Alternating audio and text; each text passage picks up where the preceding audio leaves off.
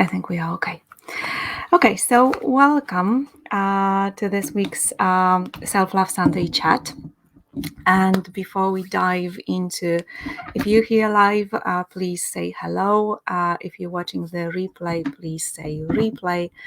I'm delighted you're here.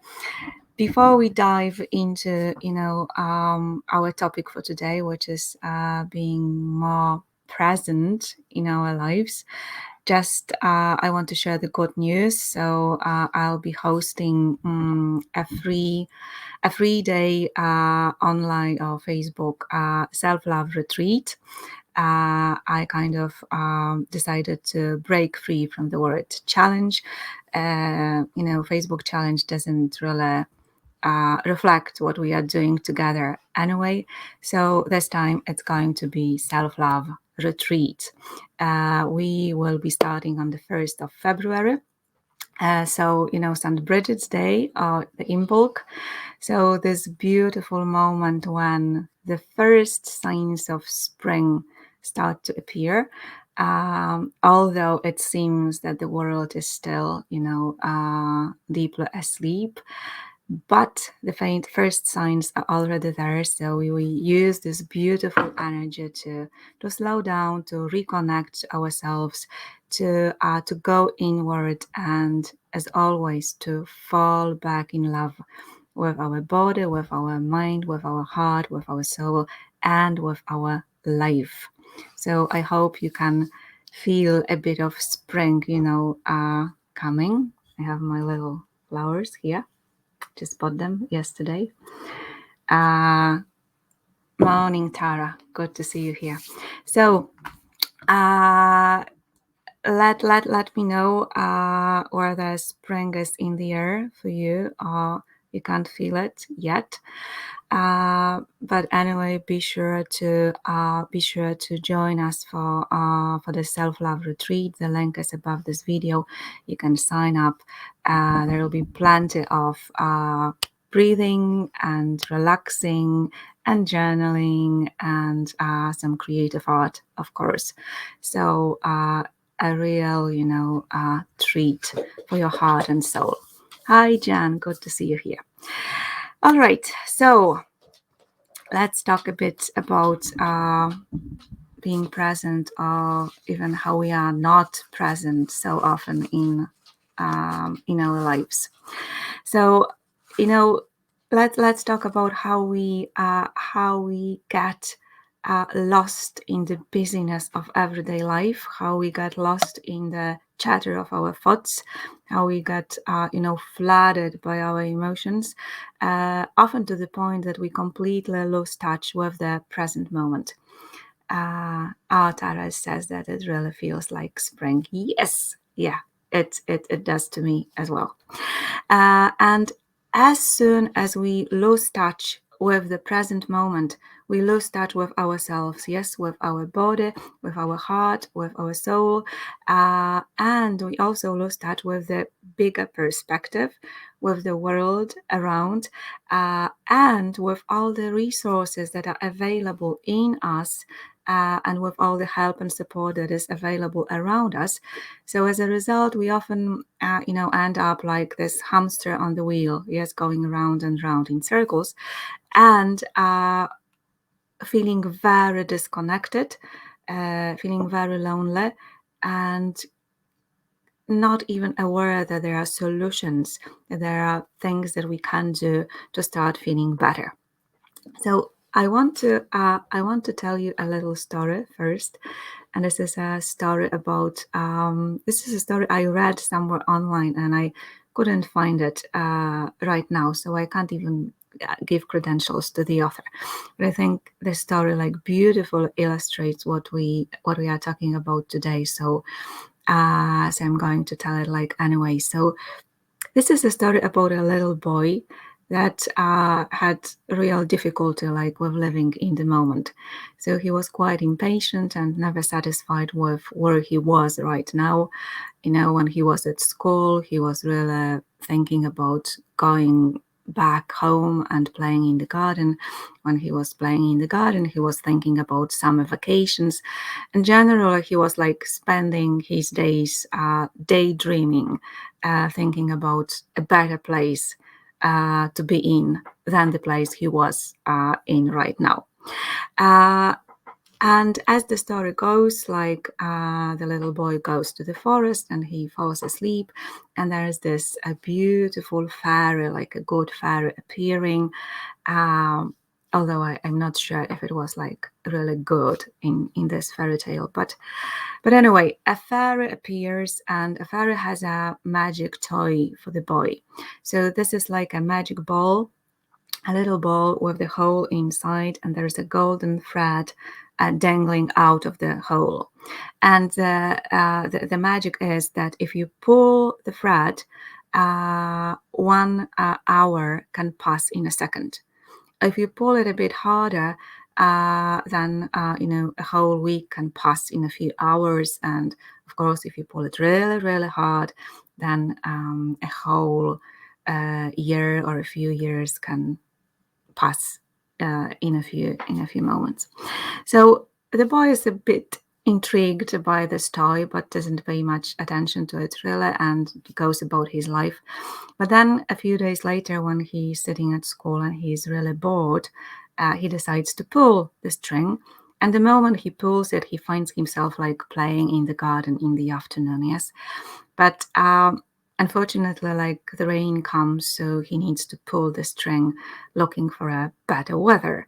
And then, as you can imagine, yes, the story goes and the boy pulls and pulls. Very soon he gets really frustrated with being a little boy and pulls really hard so that he becomes a young man with a beautiful girlfriend at his side. And then unfortunately the relationship becomes quite stormy, so he needs to pull again. And then his work becomes quite stressful, so he needs to pull again. And so the story goes on and goes on, yes, and the boy pulls and pulls and pulls. There's a little moment when he kind of stops for a moment when his mom grows really old and she's eventually passing away. But even this is not enough for him to stop. So he continues, like, looking for a perfect moment to be in. And then, of course, like when he's like in his 90s, all gray, and then he has this awakening moment. Yes, then he realizes that not much time is left, and he kind of missed most of his life while pulling the string and looking for a perfect moment. And of course, he rushes to the forest and desperately looking for the fairy and begging the fairy to reverse the whole process. Yes, and he says, I feel like really empty because like I was looking for something, and in the meantime my whole life passed, and I didn't give myself a chance to really live it. And as this is like a beautiful fairy tale, the fairy like hears him, and she says, all right, and he comes back to being a little boy, and everything is magically different. Now, we do not live in a fairy tale, and we do not get second chances usually. And still we like kind of manage to live in the same way without having the magic ball even. Yes, so we keep looking for a perfect moment. We keep looking for perfect circumstances. We keep waiting until we are perfect to start living our life to the fullest. And like in the meantime, life is slipping through our fingers. We chase our future goals, our dreams, or we ruminate about our past, and kind of the present moment is just gone. So my question for you is like, how often How often do you catch yourself not being present? Is it, never, rarely, sometimes, often, always? Is it like once a day, a few times a day, many times a day? Just let me know in the comments. How often do you catch yourself having this experience that you are doing something, but actually your thoughts are in a completely different place? And I'm sure like it happened to you. I think driving is a great example. Yes, when we drive from point A to point B, and then we kind of don't have any memory of the driving, yes, of being driving. We just wake up when we are parking our car, at our destination point. Yes, I got better at it, but I used to be like great at driving long distances without paying totally automatically, without paying any attention to what I was doing, totally engrossed in all the thinking that was going in my head. Yes, I feel like I'm seldom present. I'm working on it. Yes, yeah, and that's just a matter of practice. In recent weeks, I have been living in the past and in the future. Yes, and yeah, and this is exactly what I'm talking about. So so we will talk today a bit what we can do to break free from this, because this is for all of us. It's more or less the same. Yes, unless we start consciously and intentionally working on it. We are trained from being very young not to pay attention. Uh, and so one of the very common things, yes, that happens also, and I really invite you to think about what your favorite ways of distracting yourself from the present moment are. For me, like for a very long time, it used to be that I would relive all the conversations I had with other people in my head, especially if they triggered me.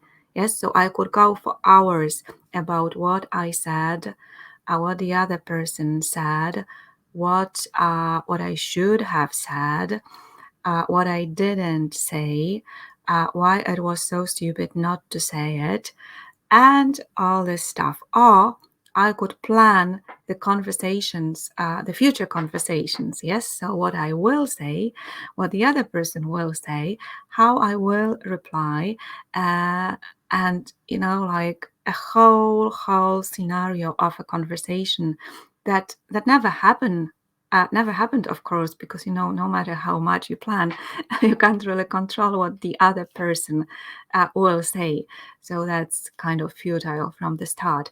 But still, I spent hours like reliving conversations from the past, thinking about better options, or beating myself up, or creating, these scenarios for the future that had no chance of happening.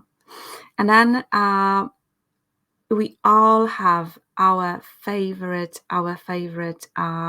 ways of distracting ourselves. So just let me know in the comments what is yours, what happens inside your head that is distracting you from being here and now. Uh, and of course, like sometimes it is us like waiting for some things that might happen in the future. Yes, waiting for a better moment, for a better time, and kind of neglecting whatever is happening here and now. Uh, why do we do this? And there are, of course, like many reasons. One of them is that the present moment is sometimes not the nicest place to be in.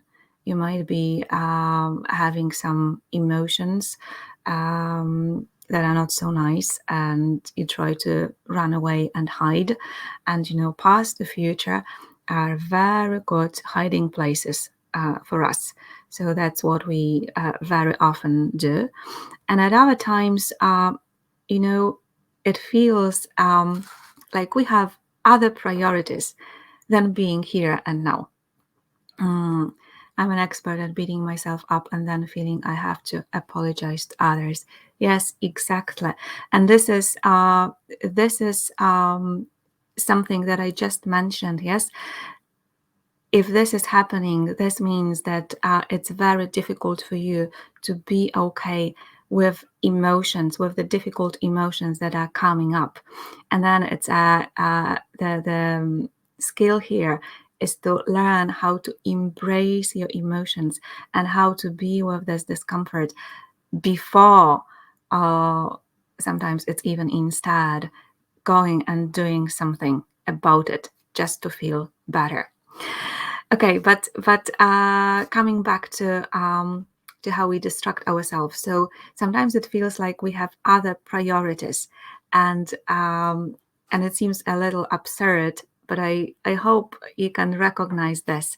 It's just it feels like we have so much on our plate. We need to hurry and rush. We need to go all through all the boxes that we need to tick, and it feels like we are already late. So we should already be in the next moment. We have no time to be in this moment right now. And that's such an illusion and such a trap. Yes. Just let me know if that sounds familiar. That we rush, rush, rush, and we kind of think about the next moment all of the time. The truth is, if you stopped, yes, and allow yourself to be really in the present moment, you would be able to do things much more easily and effectively, and probably in the same amount of time, or even much, much quicker. So that's a big illusion that keeps us stuck sometimes. Or sometimes we got hooked on creating, the reality that is better than the reality we are in right now. So, we focus at some future point. Yes, we might chase a better job, a better relationship, a better situation or circumstances. Yeah, I'm sure you say to yourself sometimes, oh, I can't wait for Christmas. I can't wait for spring to come. I can't wait for my holidays. Or even like the boy from the story. Yes, you go through your working day looking at the clock on your phone, probably, just waiting for the time it is all finished. And then you wait for the winter. You look at the calendar, waiting for the winter to finish so that it's spring already. You're doing your housework and you just you try to get over it, waiting for the time you'll be able to sit on the sofa and watch your movie. And then when you sit on the sofa and watch your movie, you're waiting for your partner to come back from work and for your friend to call you. Just sit there planning what to cook for dinner for the next day. So we are all so good at that.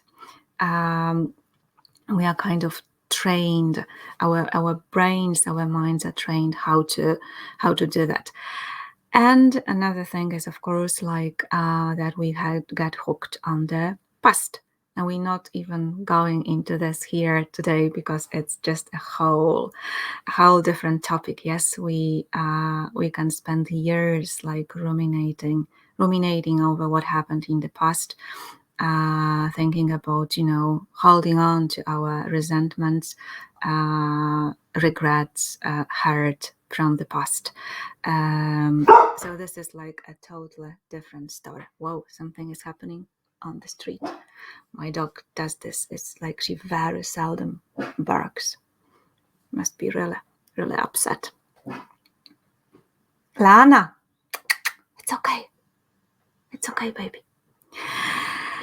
Okay, now very briefly, so again, please think about your favorite ways of distracting yourself from the present moment, because remember, when you want to change anything, the first step is awareness always, and then the next step is acceptance. So let's start with awareness.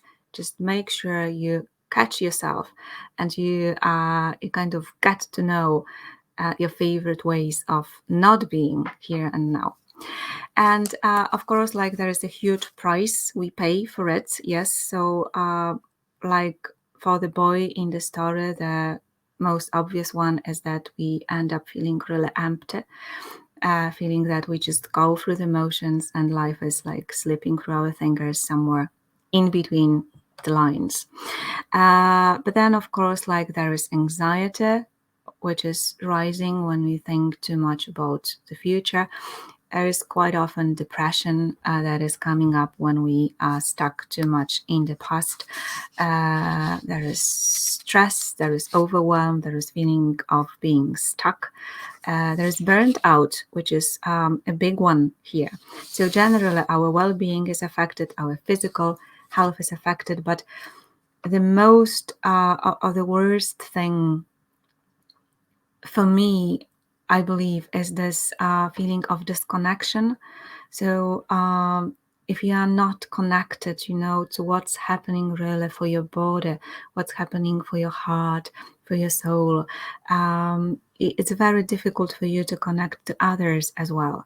And it's very difficult for you to connect to the world that is surrounding you. So as a result, everything becomes a bit superficial. And while things are superficial, there is at the same time this deep longing in your heart, because you can't trick that one.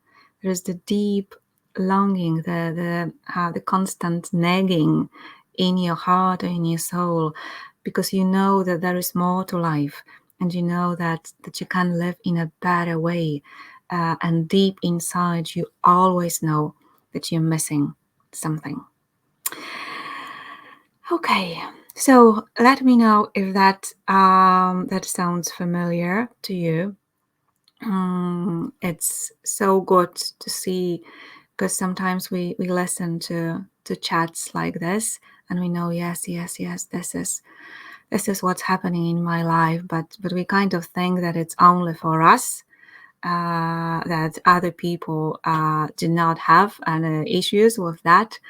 And when we see that it's kind of very similar for all of us, then we no longer feel, so alone, and we feel inspired a bit more to do something about it.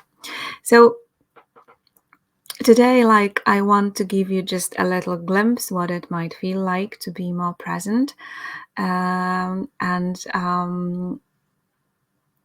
because like it's not a difficult thing to do. Yes, you all know that it's the easiest thing on earth.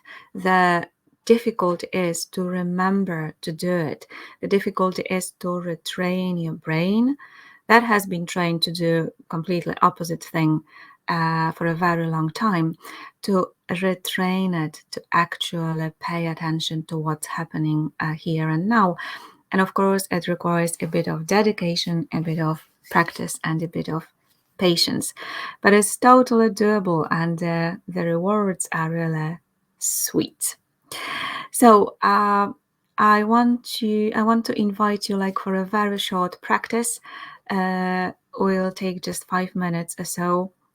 And this is just a first part of the process, and we will do the whole process on our self-love retreat, so be sure to join us then. And today, just to give you a little taste of what it might feel like. Yes, Dara says definitely. Wake up at night and can really upset myself thinking about the past. Yes, night, when we wake up at night, we are really vulnerable, and we are not like fully awake, and our coping strategies, yes, all the tools that we've learned are not like fully there. So we often fall the victim of the very automatic and unconscious habits and patterns. Yeah. I was told by a therapist that I had the gift of self-awareness, but recently trauma has got me down and don't always know how I feel. Yes, and if you have the gift of self-awareness, it is there. You can't lose it, so to say. So maybe temporarily life has become so stressful that it's difficult to access it, but it is there. So just baby steps, little baby steps, one at a time. And especially, with trauma, any kind of trauma, it's so, so important to get back in touch with our breath and with our body, because our breath and our physical sensations always happen in here and now. So they are our biggest and most powerful anchors in the present moment. Great. So let's take a deep breath. So find a comfortable position. Take a breath or two. Do whatever you need to do to really allow yourself to land into this moment. Feel your feet on the floor. Feel all the parts of your body that are touching the chair. Focus on your breath without changing anything about it. Just notice the air flowing in and out of your body.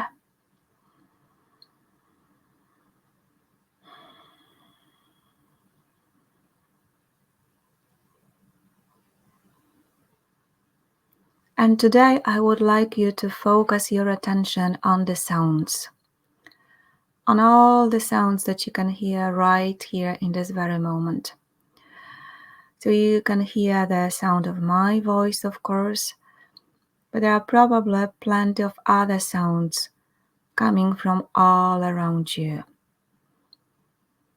So there might be some voices from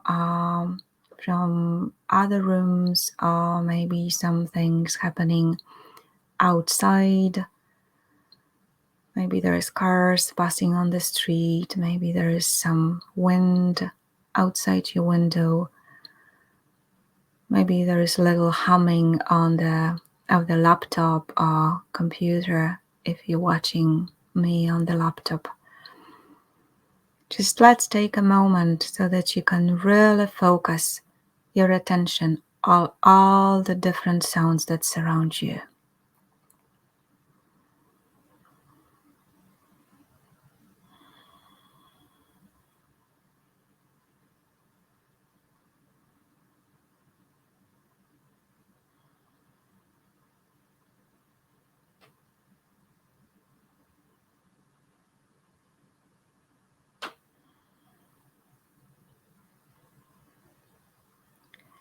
And then notice the sound of your breath. So there surely is maybe louder, maybe quieter, but there is some sound that your breath makes, that the air makes as it moves inside and outside of your body. So take a moment to listen to this sound.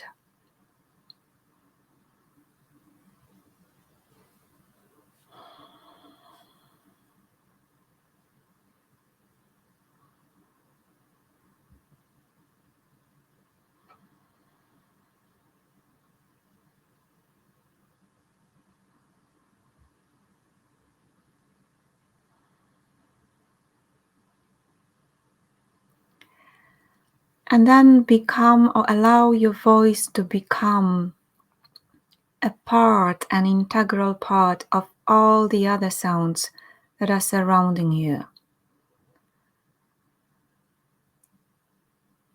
So it's like imagining that like an orchestra of sounds is playing. Each sound is an instrument, and the sound of your voice is the sound of an instrument too, and you're all playing together like a symphony of sounds.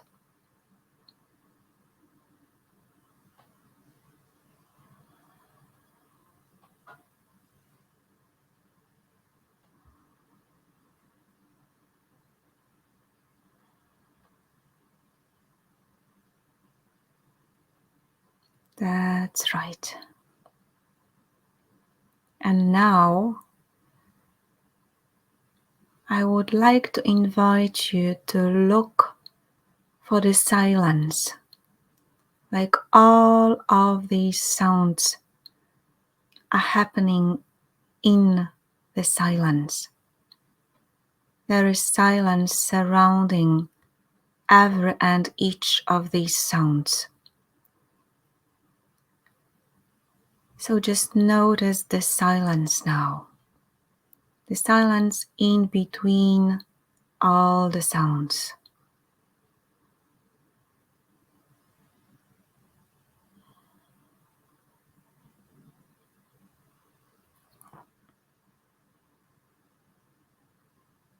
This empty, quiet space in which all the sounds happen.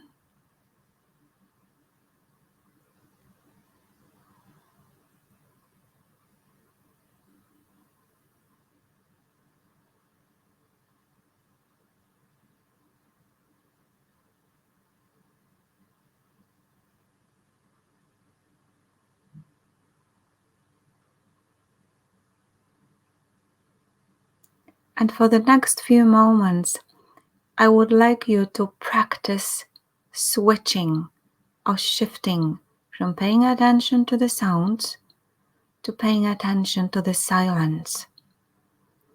Just easily and effortlessly notice that you can switch your attention from observing or noticing the sounds to observing and noticing the silence.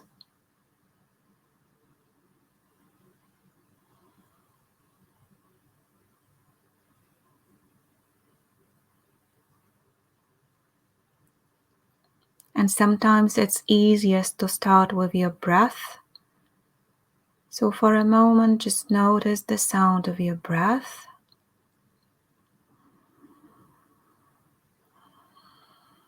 And then a switch to noticing the sound of silence that is surrounding your breath.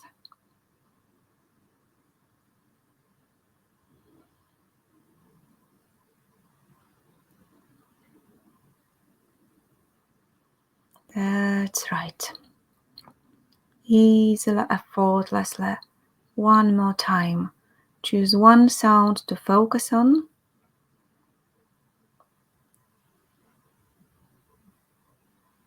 And then shift to noticing the silence around the sound.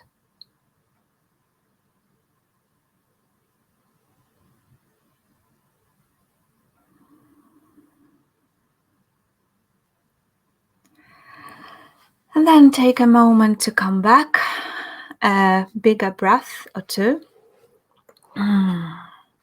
Coming back to your aware consciousness, maybe a little yawn, a little stretch, moving your fingers, moving your toes, and bringing yourself back. So let me know how it felt.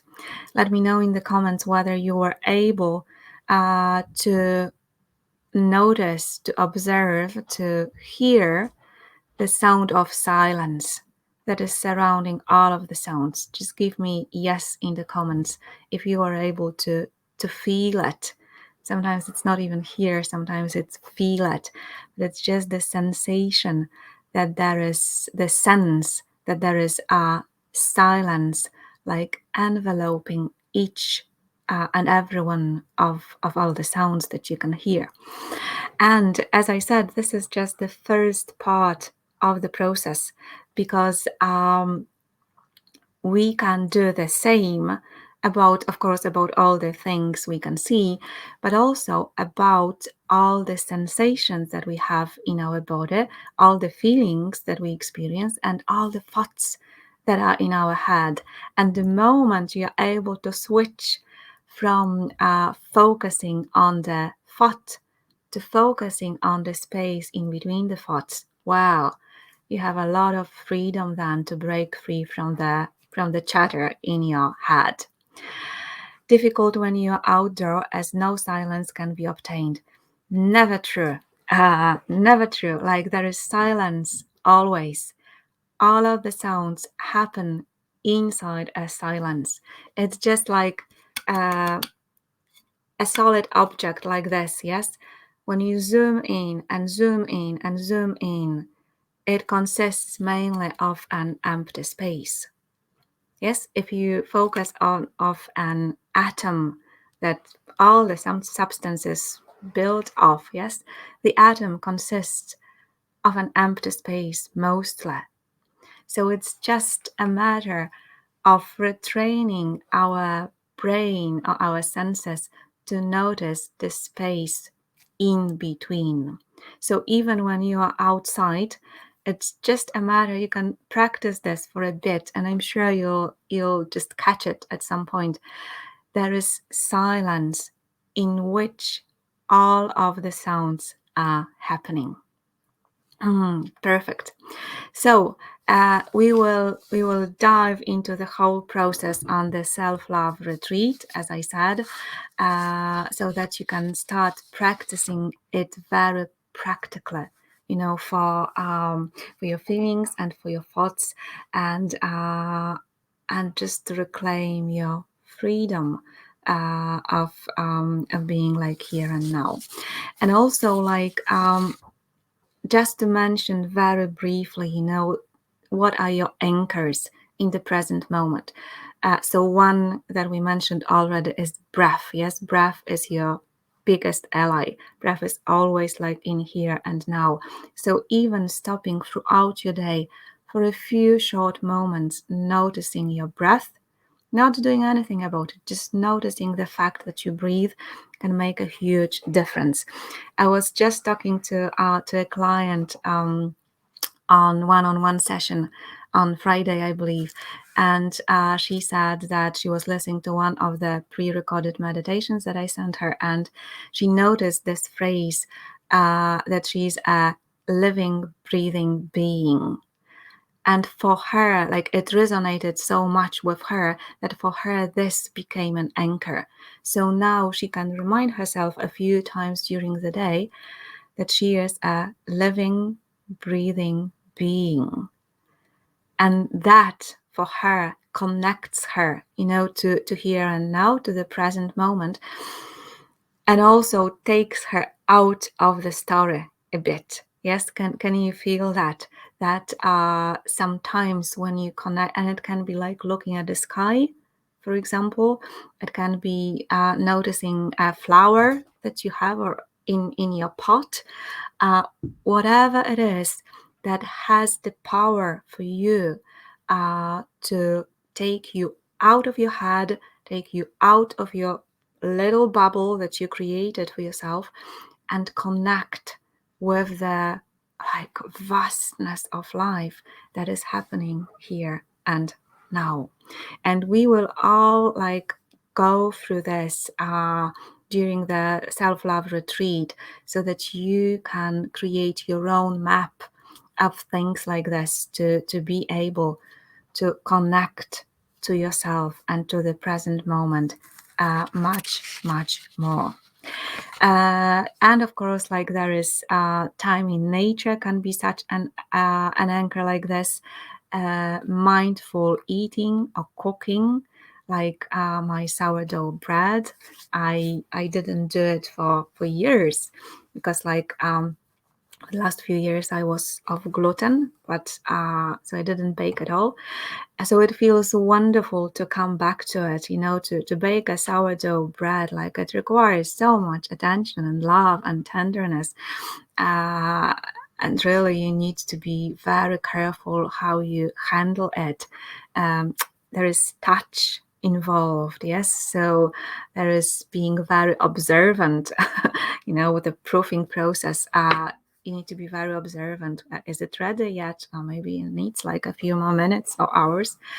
So things like this, even your everyday routines, touch is very powerful. When you're taking a shower and you're putting your moisturizer on and you're putting your cream on, you can get really in touch with here and now and with your physical body. So these are all little things that make huge difference. Yes. So what the only thing you need is a bit of consistency here, And that's why, events like this self-love retreat are so good, because then we can get together, we have the energy of the group, we can inspire and support one another and keep one another accountable. And of course, we will look at some tools that can allow you to stay consistent over the weeks and months to come as well. But once you get consistent with practices like this, I promise you, you will start feeling less stressed very, very quickly, less anxious about the future, less disturbed about the past, uh, and much, much more content with yourself and with your life as well. So the rewards are really, really sweet. Inspirational support is so important. Yes, exactly. And that is again because we tend to get stuck in our little bubble that our mind creates for us, in our story that quite often is very negative. But once we create a little opening and let other people, the right kind of people, the supportive, inspirational, yes, people in, then the bubble bursts, and we are suddenly aware how resourceful we are, how surrounded we are with many resources, and how much we can change our life for the better, and how we feel, so that we are much more content, we live fuller, richer, more beautiful life. So thank you very much for today. I wish you a very mindful Sunday. Please take a moment to find your own anchor, what really works for you, and just keep practicing for the next few days and see the difference yourself, because you don't have to take my word for it. The moment you start doing it yourself, you will feel the difference. And please join me for the self-love retreat. It'll be a beautiful time that we will spend together, and I hope to see you all there. Bring your friends with you, at with all that is happening in the world right now.